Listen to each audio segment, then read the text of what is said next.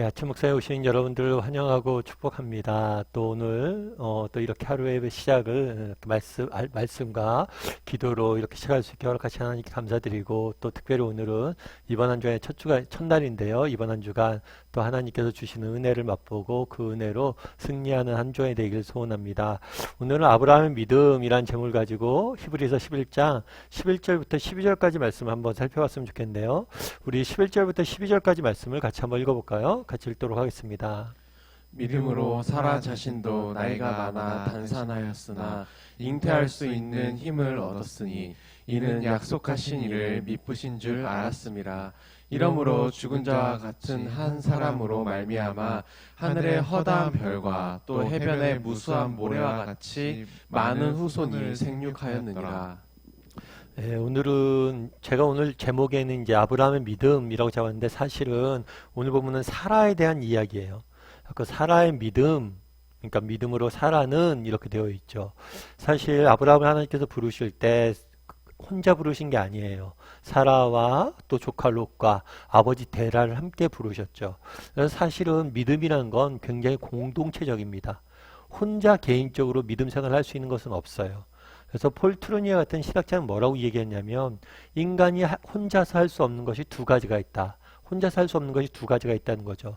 그중 하나는 뭐냐면 결혼이고, 다른 하나는 그리스도인이 되는 것이다.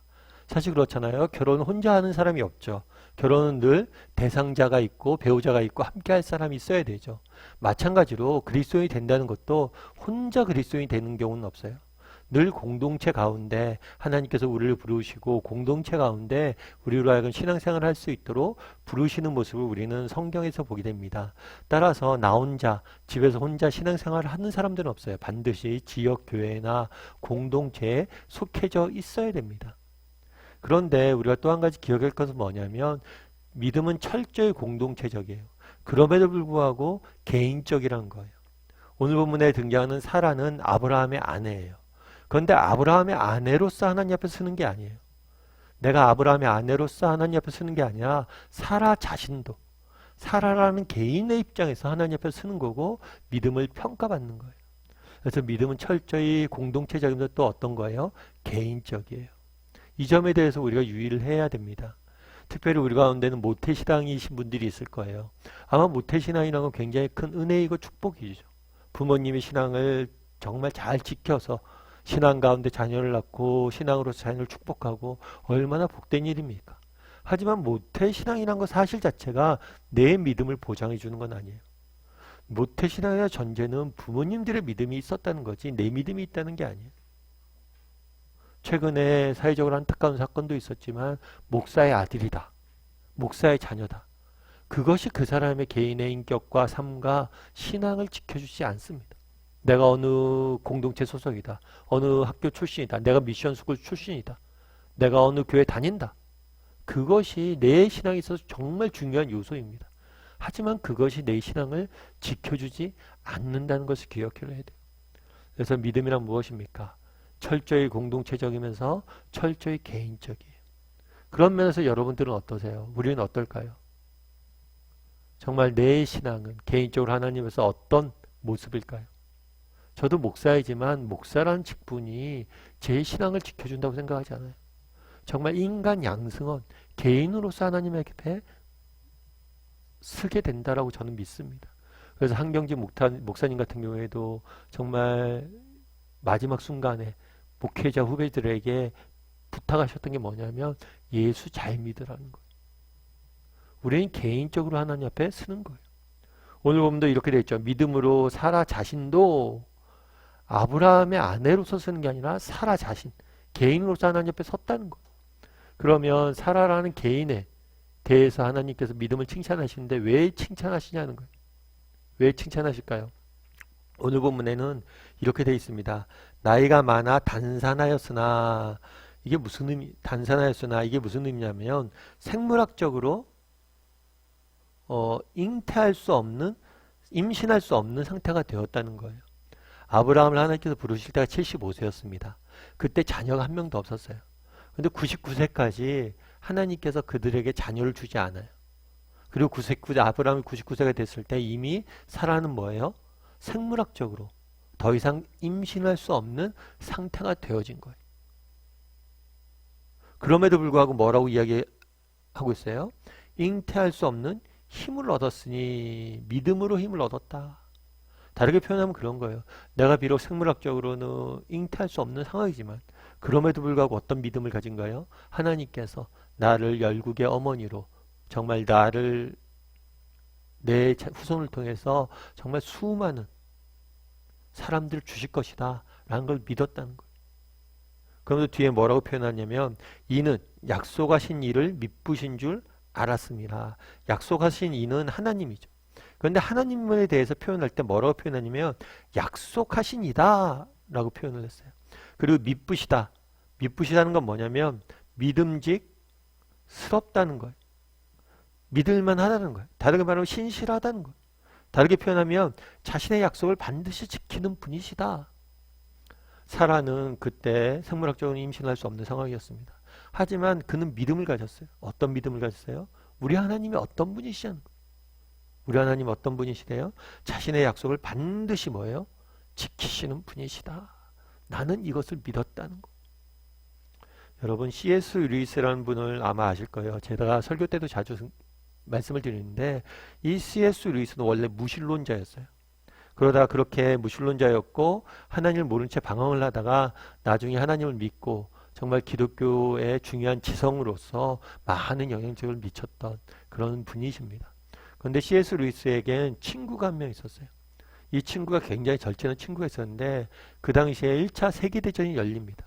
그리고 이 친구가 참전을 하게 돼요. 그러니까 사실은 전쟁터에 나가는 그 당시에 쉬운 일은 아니죠. 그리고 언제든지 죽을 수도 있고.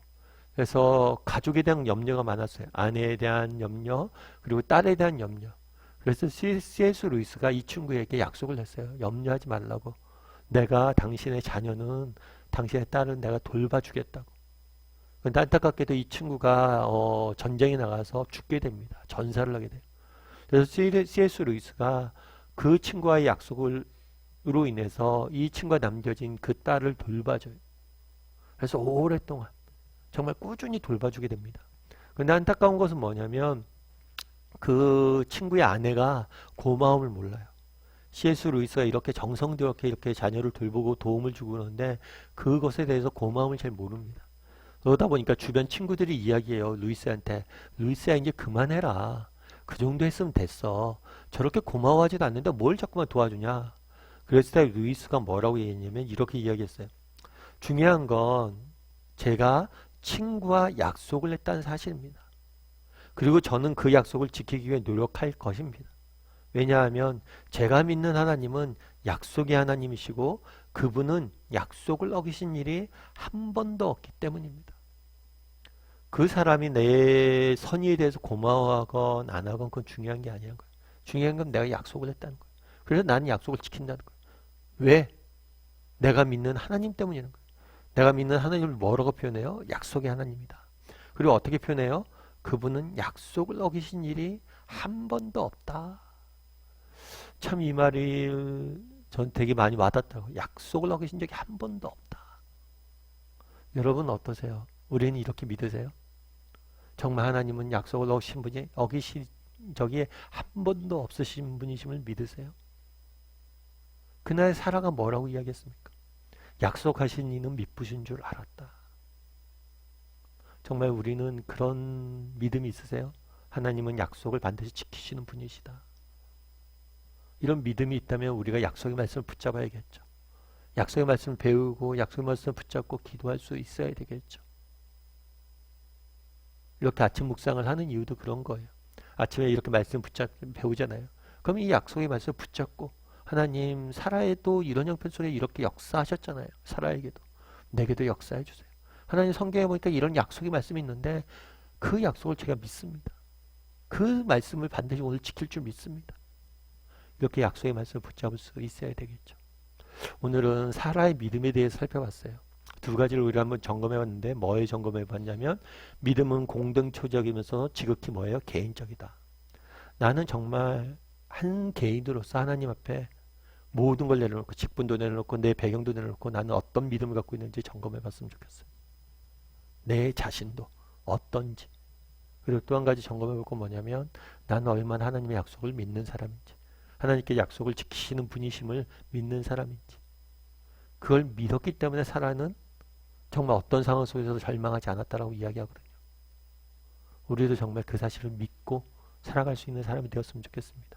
그래서 사라처럼 정말 하나님 옆에 칭찬받는 사람이 되기를 주님의 이름으로 소원합니다. 우리 이 시간 함께 찬양했으면 좋겠는데요. 찬양하실 때 전능하신 나의 주 하나님 함께 찬양했으면 좋겠습니다. 정말 우리 하나님께서는 신실하신 분이십니다. 그래서 우리의 모든 괴로움을 바꾸시고 정말 우리를 환난과 정말 역경으로부터 이겨내시고 건져내실 분이세요. 그 하나님, 약속을 지키신 하나님, 그것들을 이루어가신 하나님을 믿고 신뢰하는 마음으로 하루 살아갔던 고백을 담아서 우리 전능하신 나의 주 하나님 함께 찬양하도록 하겠습니다.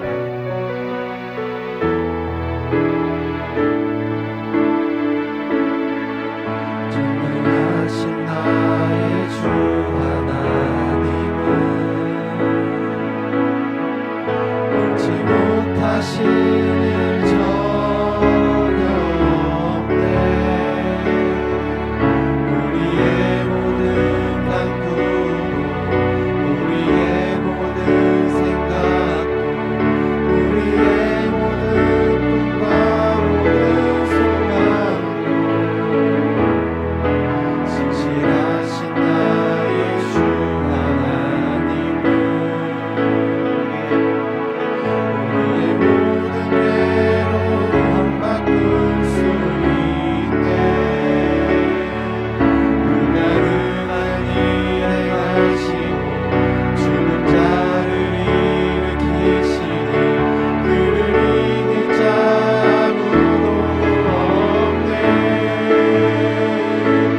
주의 말씀을 의지하여 깊은 곳에 금을 던져 우리가 놀라운 일을 이루시는구나. 주의 말씀을 의지하여 믿음으로 금을 던져 믿는 자에게 능치 못하오네. 신실하신 나의 주 하나님, 하신 나의 주 하나님은 모든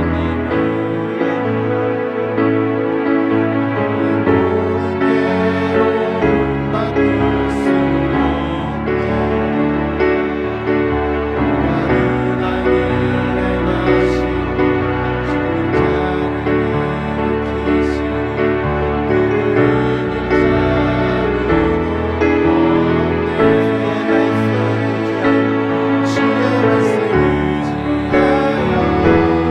깊은 곳에 금을 던져 우리가 놀라운 일을 이루시는구나. 주의 말씀 의지하여 믿음으로 금을 던져 믿는 자에게 능치 못하오네. 우리 이 시간 함께 기도했으면 좋겠습니다. 오늘 기도하실 때 오늘 말씀 기억하면서 기도했으면 좋겠습니다. 오늘은 사라의 믿음에 대해 살펴봤습니다. 믿음은 철저히 공동체적이지만 개인적인 겁니다. 사라는 사라 자신도 정말 아브라함의 아내가 아니라 사라라는 개인으로서 하나님 앞에 섰음을 우리가 보게 됩니다. 우리 역시 나는 어떤가? 나는 정말 모태신앙이다. 내가 어떤 직분을 받았다. 중요한 게 아닙니다. 정말 중요한 건 내가 어떤 믿음을 가지고 있느냐. 내가 정말 하나님 앞에서 홀로 섰을 때 어떤 믿음으로 서 있는지 다시 한번 돌아보는 시간이 되었으면 좋겠습니다. 정말 하나님 홀로 섰을 때 믿음을 칭찬받는 사람이 되게 달라고 기도했으면 좋겠습니다. 또한 기도하실 때 정말 사라는 정말 아무것도 불가능한 상황 속에서도 하나님의 약속의 말씀을 믿었다라고 말씀하십니다.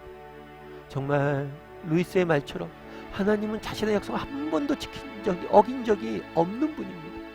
나는 그런 믿음이 있는지, 하나님은 자신의 약속을 반드시 지키는 분이시라는 믿음이 있는지, 우리가 믿음이 있다면 약속의 말씀을 붙잡고 살아야 됩니다.